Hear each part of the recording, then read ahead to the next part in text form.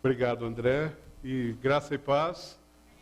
Privilégio estar de volta aqui, estar com esta querida igreja mais uma vez. Como disse o pastor André, desde o dia 1 desta comunidade, nós contamos com um abraço, com carinho, com cuidado de vocês e nosso coração é só gratidão. A Cidinha não veio desta vez, mas manda abraços a todos. Infelizmente ela não pôde vir. Também uma viagem muito rápida que faço, mas ainda tive o privilégio de vir aqui. Obrigado pelo convite, André. E é um prazer muito grande mesmo rever a todos. Algumas notícias lá de Portugal, algumas notícias muito simples. Estamos passando em Portugal e na Europa, por um momento diferente. A imigração tem aumentado muito, não é nada novo, isso, mas tem aumentado muito nos últimos anos, e a imigração brasileira para Portugal aumentou consideravelmente. Continua a aumentar, Continua a aumentar. Já foi grande no passado, depois os brasileiros, uma boa parte saiu, aí alguns voltaram, então fica esse pêndulo, das pessoas a buscar melhores condições de vida e etc. Mas neste momento há uma tendência de mudança de brasileiros para lá muito grande, e esses brasileiros, claro, vão para as igrejas portuguesas ou fundam novas igrejas só de brasileiros.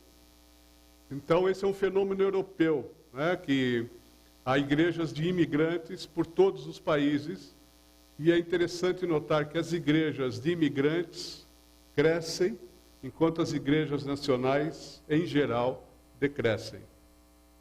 Mas há um outro fenômeno, que é as igrejas de imigrantes têm muita dificuldade para alcançar os nacionais. Então, num relatório que saiu recente, um relatório missiológico da Europa, pela ICM, uma organização missionária, o Jim Emery, que é o autor, ele propõe, ele acha que a igreja só vai conseguir passar por um reavivamento na Europa se os nacionais e os estrangeiros trabalharem juntos, estabelecerem uma cooperação, uma interculturalidade que alcance a todos, que seja um modelo, um exemplo para alcançar a todos que estão naquele país. Então, Portugal enfrenta isto neste momento, e nós precisamos deste trabalho de aprender a andar juntos, imigrantes e nacionais, aprender a conviver para o benefício do reino. Claro, há exemplos bonitos desta cooperação, deste envolvimento, mas há também dificuldades, alguma hostilidade que é natural do ser humano, mas que a Igreja de Jesus Cristo tem que superar com amor. Então, é um pedido de oração para que isto possa acontecer lá em Portugal e na Europa com os outros imigrantes que existem. Para ter uma ideia, as igrejas na Espanha, a maioria das igrejas na Espanha são de imigrantes sul-americanos, dos diversos países de língua espanhola. Então, a França, por exemplo, a Inglaterra tem muitas igrejas de países africanos, por exemplo, estou dando exemplo, ou de países asiáticos. Então, precisamos mesmo dessa cooperação milagrosa que só o Espírito Santo pode fazer, para que a igreja seja uma em amor, como Cristo quer que seja, e assim alcançar a todos. Mas eu gostaria de falar com os irmãos sobre um trecho que está lá em Tiago, capítulo 3, versículos 1 a 12. O André tinha falado que a igreja está a estudar nesse mês os provérbios, provérbios para a vida. Eu vou começar com esse texto, mas os provérbios tratam do uso da língua, da linguagem, da boca, de uma maneira muito profunda. Mas eu quero começar com o texto de Tiago. Então, capítulo 3,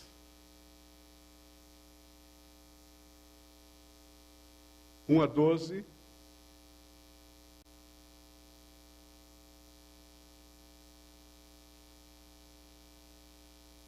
texto diz assim: meus irmãos, não sejam muitos de vós mestres, pois vocês sabem que nós, os que ensinamos, sempre seremos julgados com maior rigor.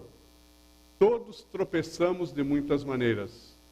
Se alguém não tropeça no falar, tal pessoa é perfeita, sendo também capaz de dominar todo o seu corpo.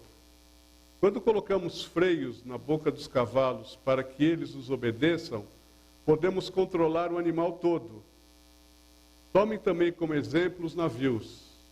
Embora sejam tão grandes e impelidos por fortes ventos, são dirigidos por um leme muito pequeno, conforme a vontade do piloto. Semelhantemente, a língua é um pequeno órgão do corpo, mas se vangloria de grandes coisas. Vejam como um grande bosque incendiado por uma simples fagulha. Assim também a língua é um fogo, é um mundo de iniquidade. Colocada entre os membros do nosso corpo, contamina a pessoa por inteiro, incendeia todo o curso de sua vida, sendo ela mesma incendiada pelo inferno. Toda espécie de animais, aves, répteis e criaturas do mar doma-se e é domada pela espécie humana. A língua, porém, ninguém consegue domar. É um mal incontrolável, cheio de veneno mortífero. Com a língua bendizemos ao Senhor e Pai, e com ela amaldiçoamos os homens, feitos à semelhança de Deus. Da mesma boca procedem bênção e maldição. Meus irmãos, não pode ser assim. Acaso pode sair água doce e água amarga da mesma fonte? Meus irmãos, pode uma figueira produzir azeitonas ou uma videira figos? Da mesma forma, uma fonte de água salgada não pode produzir água doce. Amém. Senhor, que a Tua palavra encontre o caminho do nosso coração e, pelo poder do Espírito Santo, que possa operar a transformação que cada um de nós necessita. Em nome de Jesus. Amém. Bom, esse é um texto bastante conhecido. Eu gosto de meditar nesse texto. Porém, hoje eu vou começar com uma abordagem um pouco diferente a respeito do uso da língua, das palavras e da linguagem humana. Na verdade, esse texto é um texto revelador da nossa vida cristã, porque foi o próprio Jesus que ensinou num outro texto, em Lucas 6,45, ele diz que a boca fala do que está cheio o coração. Todos nós sabemos disso, né? Então, o uso da língua é um raio-x da nossa espiritualidade, de certa forma, e esse texto nos ensina isso. Mas eu penso que seria interessante entendermos a origem e a finalidade da linguagem humana. Aí será um pouquinho mais fácil avaliarmos com uma clareza espiritual, o uso que nós fazemos da linguagem, das palavras, enfim, o uso que nós fazemos da língua, da boca. E quando falamos de linguagem humana, nós verificamos que a própria ciência, nas suas várias áreas de estudo, não consegue explicar de forma completa, coerente, a origem da linguagem humana. Pode perguntar para qualquer cientista, isso é um pouco misterioso, né? E é interessante que eu achei um curso sobre linguística oferecido gratuitamente online, de uma universidade holandesa, oferecido em inglês, e o título é uma universidade secular. O título é o seguinte: O Milagre da Linguagem Humana. Então, a própria universidade que ensina sobre a linguagem, sobre linguística, etc., reconhece que é um milagre, né? Não dá para explicar tudo. Trabalha-se o que existe, mas não se explica muito bem a origem, como é que é desenvolvida a linguagem humana. Então, mas nós temos a linguagem como um dado adquirido, né? E não pensamos muito a respeito desse mistério que é a linguagem humana. Por exemplo, como é que uma criança pequena, né, aprende uma ou mais línguas simplesmente a partir de ouvir os seus pais conversar ou falar determinada língua. E interessante que eu tenho uns amigos na Inglaterra que cresceram em Portugal, filho de brasileiros que cresceu em Portugal, mudou-se para a Inglaterra, casou com uma filipina.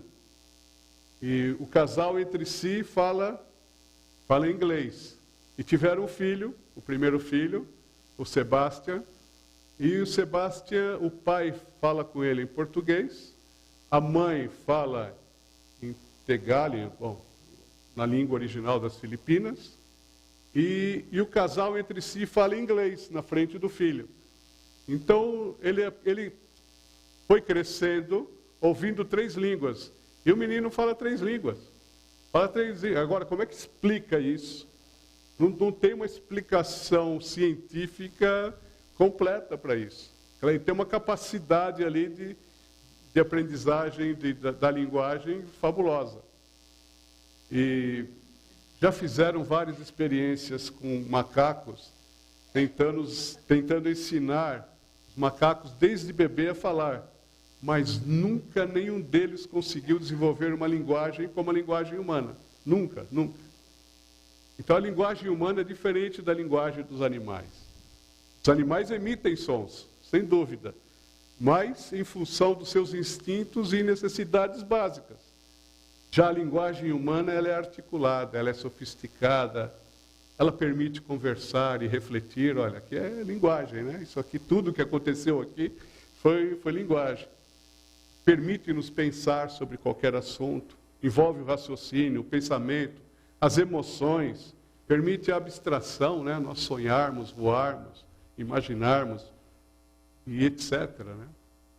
E com alguns caracteres ou letras, nós criamos uma enormidade de palavras. Né? Então, a língua portuguesa, a partir de 26, são 26 letras ou 27? Bom, tanto faz, né? A partir de 26 letras, existem catalogadas quase 500 mil palavras. Quase 500 mil palavras. Mas hoje é um problema, já que saiu uma matéria recentemente dizendo que o QI da humanidade, em geral, tem diminuído, o coeficiente de inteligência. Tem diminuído um pouco. Saiu essa matéria recentemente. E há várias explicações, mas uma das explicações para a diminuição do QI, uma provável explicação, é exatamente o empobrecimento da linguagem. E a linguagem tem empobrecido por causa das redes sociais, né? Que agora nós perdemos vocabulário, ficou tudo muito simples. Então isso vai dificultar também o raciocínio, e o raciocínio mais complexo, porque ficou tudo simplificado, encurtado. Então a linguagem é muito importante. Mas afinal, como é que ela se originou e qual a sua finalidade principal? Então, o versículo 9 que nós lemos aqui nos remete à criação. Que nós somos feitos, os homens, seres humanos foram feitos, à semelhança de Deus. Então, remete lá para Gênesis, capítulo 1. Deus cria pela palavra, né? Ele disse, haja luz e houve luz. E assim por diante, haja luminares no firmamento do céu, para separar o dia da noite, e sirvam eles de sinais para marcar estações, dias e anos, e sirvam de luminares no firmamento do céu, para iluminar a terra, e assim se foi. Né? Lá em Gênesis capítulo 1. Deus emitia a palavra, e a criação tomou forma. E finalmente, lá no versículo 26, ainda de Gênesis 1, não precisa abrir, a Trindade, Deus Pai, o Deus Filho, e o Deus Espírito Santo dizem entre si, façamos o homem à nossa imagem, conforme a nossa semelhança. Então, diz o texto, assim criou Deus o homem, a sua imagem, a imagem de Deus o criou, homem e mulher os criou, lá no versículo 27 de Gênesis, capítulo 1. Ou seja, nós fomos criados à imagem de um Deus comunitário, né? Deus Pai, Deus Filho e Deus Espírito Santo. É um Deus só, mas misteriosamente 3 pessoas. Mas um Deus que socializa as pessoas da Trindade se socializam em amor, porque Deus é amor, e se comunica com a linguagem. Façamos, né? Eles estavam a conversar, façamos o homem a nossa imagem e semelhança. Então Deus fala e nós falamos. Nós falamos porque fomos feitos à imagem de um Deus que fala. Fomos feitos com a capacidade da comunicação pela palavra desde o princípio. Desde o princípio. Então a Bíblia diz, lá no início, que Deus falou com Adão, e por sua vez entendeu o que Deus falava. Isso confirma que o primeiro ser humano já possuía o dom dado por Deus de falar em toda a sua plenitude. A linguagem não foi sendo desenvolvida, não, já entendia o que Deus falava, lá no início. Adão era capaz de conversar de forma inteligível, de forma inteligente, de forma compreensível. Tem diálogos narrados aqui entre Deus e Adão, por exemplo, no capítulo 2 de Gênesis. Quando Deus criou a mulher, por exemplo, Adão disse: esta é osso dos meus ossos e carne da minha carne. Ele formulou uma frase, uma sentença. Ou, depois do pecado, lá em Gênesis 3:12, o homem diz: foi a mulher que me deste. Ela me ofereceu do fruto e eu comi. Então, essa capacidade de comunicação já estava presente. E Adão ainda tinha a habilidade de criar novas palavras. Diz lá o texto de 2:20, assim o homem deu nomes a todos os rebanhos domésticos, às aves do céu e a todos os animais selvagens. Então, desde o início, essa capacidade de comunicação já existia de forma completa. E porque o ser humano foi criado à imagem de um Deus que se comunica, de um Deus que fala. Então, claro que usamos a linguagem para louvar e adorar o Deus Criador, e também devemos usar a linguagem para socializar uns com os outros em amor, como faz a Trindade. Então, há duas finalidades da linguagem: comunicar e louvar o Criador e comunicar uns com os outros em amor. Essa na parte vertical com Deus e na horizontal uns com os outros. Mas o texto que nós lemos deixa claro que nós não conseguimos domar a língua. Olha os versículos 2, do texto de Tiago, capítulo 3, os versículos 7 e 8. O 8 diz assim: a língua, porém, ninguém consegue domar. E facilmente fazemos uso errado ou mau uso das nossas palavras, da nossa linguagem.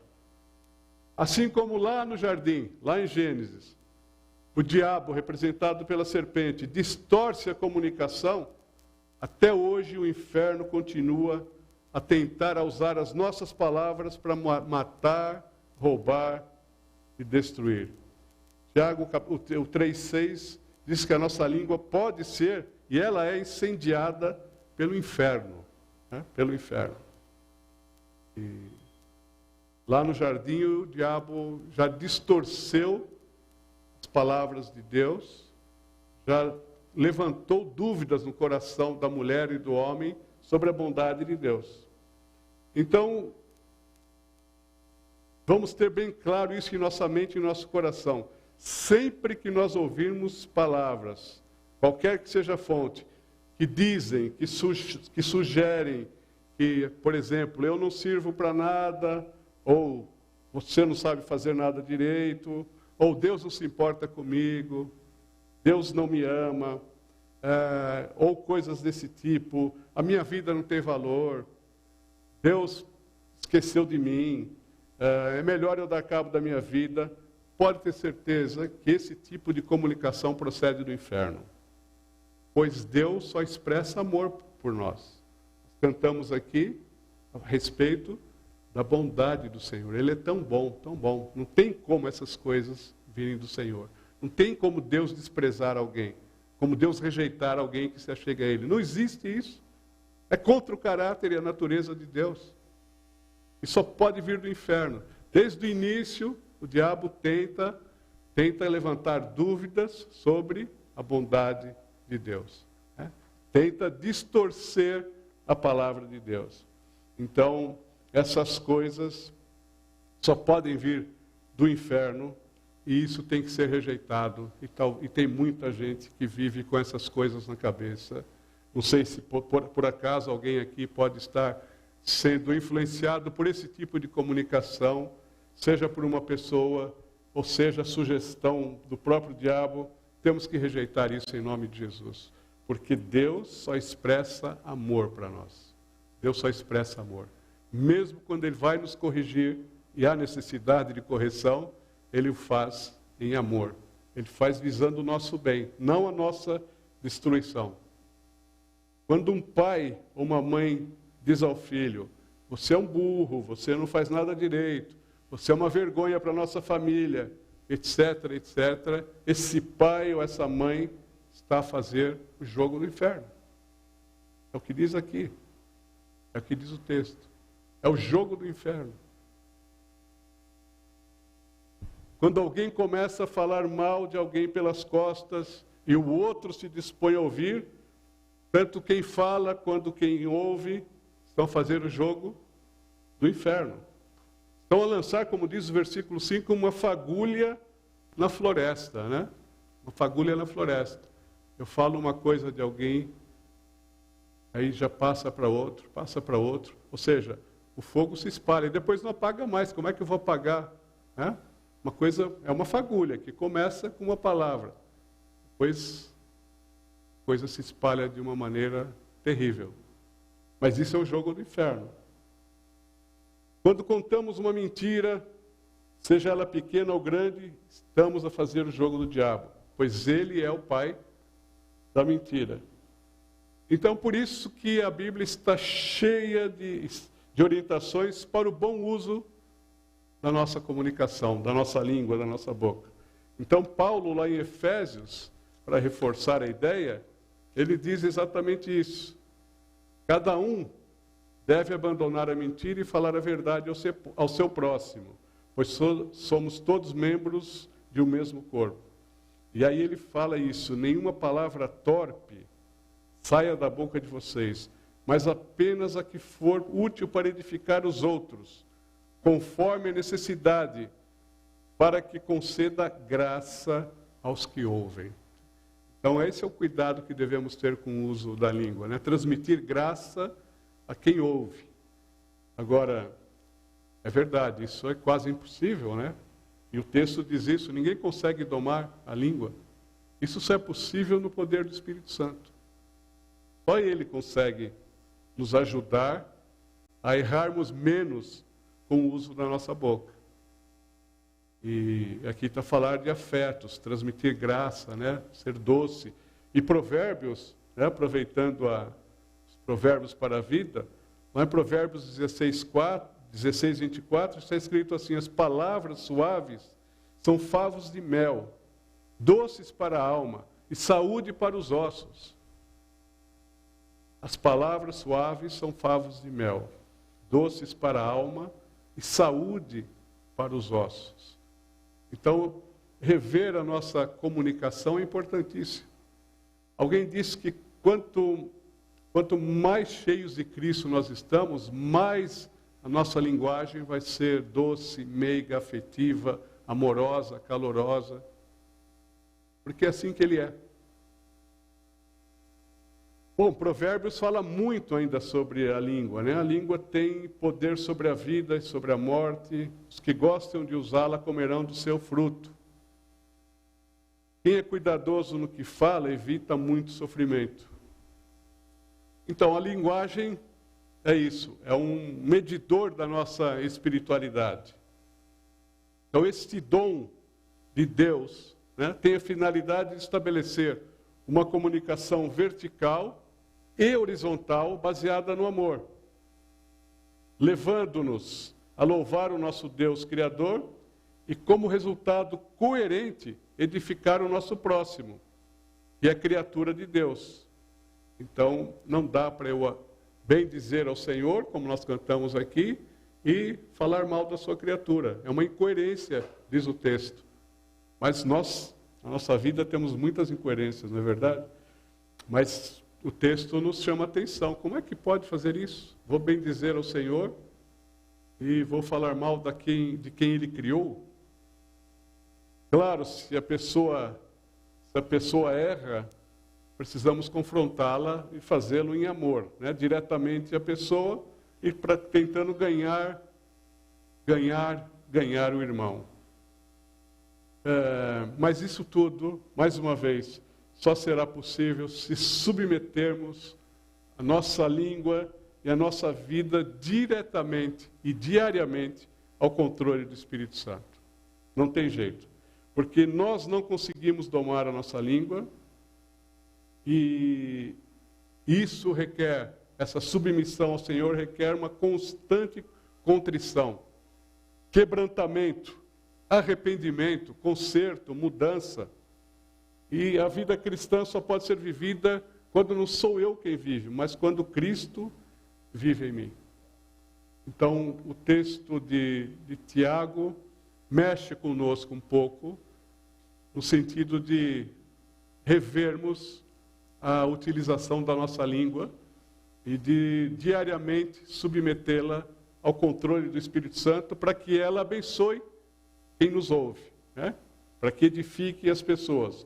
Mas para finalizar, eu gostaria de dar ênfase a uma outra verdade.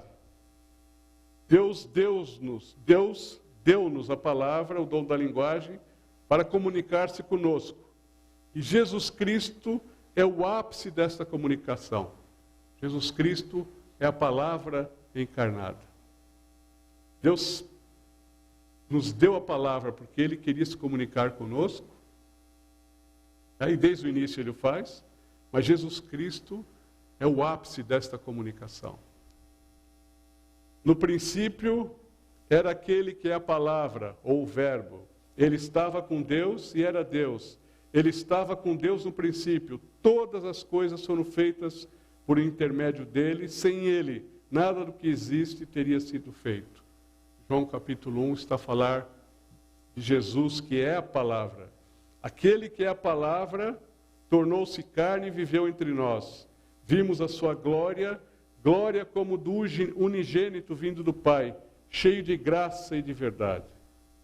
Então, a finalidade última da comunicação, finalidade última da linguagem é revelar Jesus Cristo a todo ser humano, em todos os tempos, em todos os lugares. Onde a linguagem, a palavra com P maiúsculo, encaixa-se. Jesus Cristo pode ser compreendido onde quer que exista a palavra.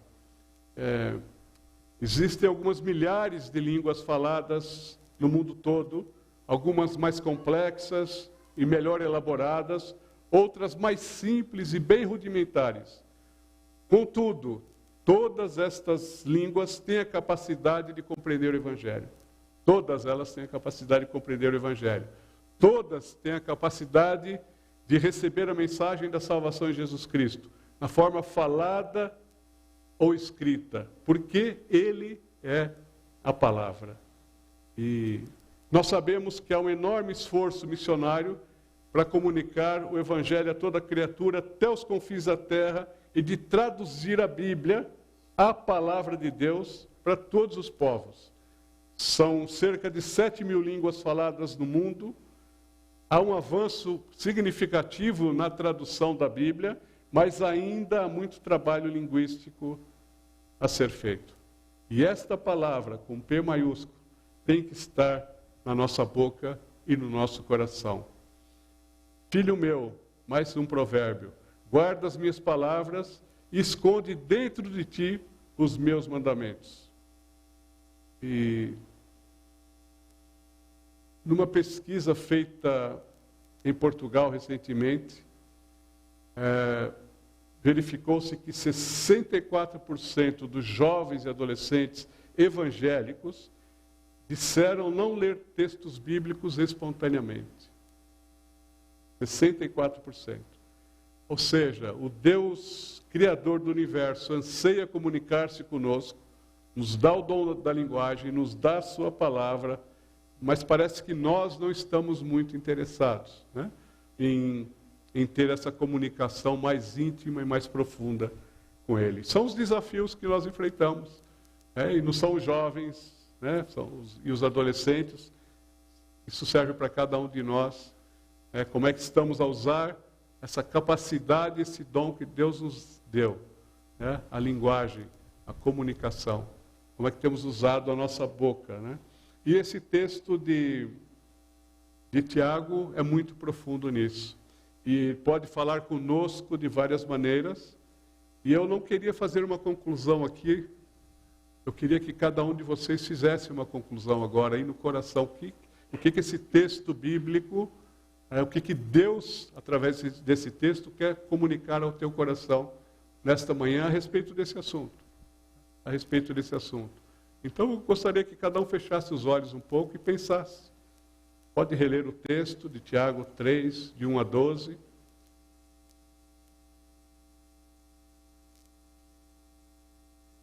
Tira a tua própria conclusão. E como é que você tem usado a tua língua lá em casa, com os colegas de trabalho, na igreja.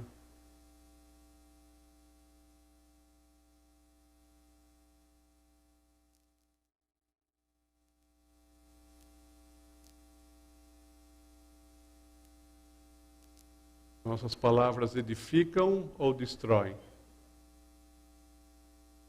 Nós só criticamos ou também elogiamos?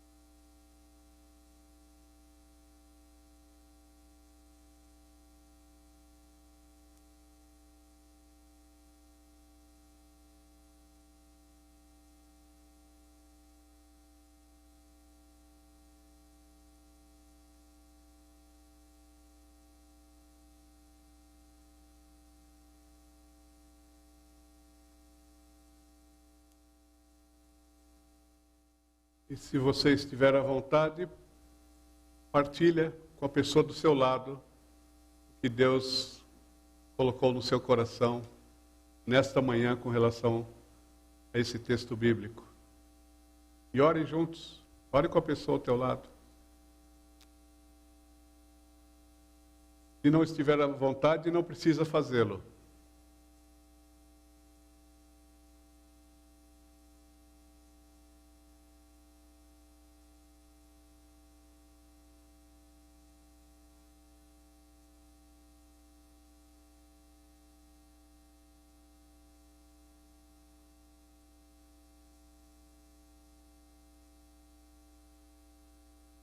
Tome uma decisão em relação à palavra, uma decisão.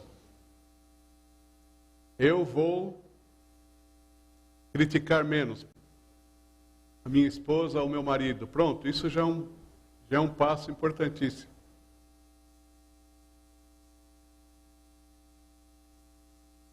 Eu vou usar palavras mais doces e afetivas. É um passo.